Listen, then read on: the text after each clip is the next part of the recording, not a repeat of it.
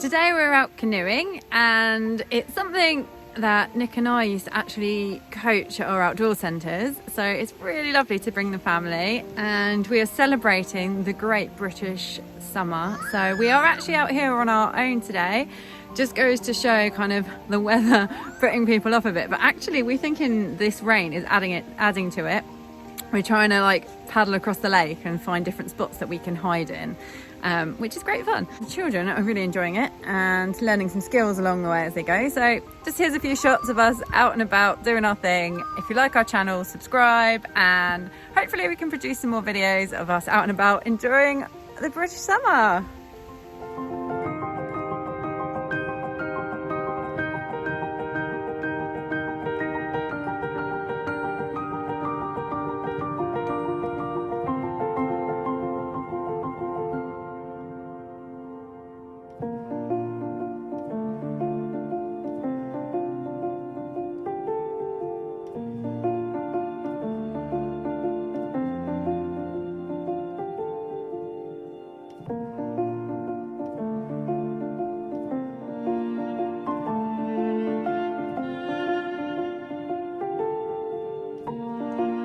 So what things should you do on wet weather days?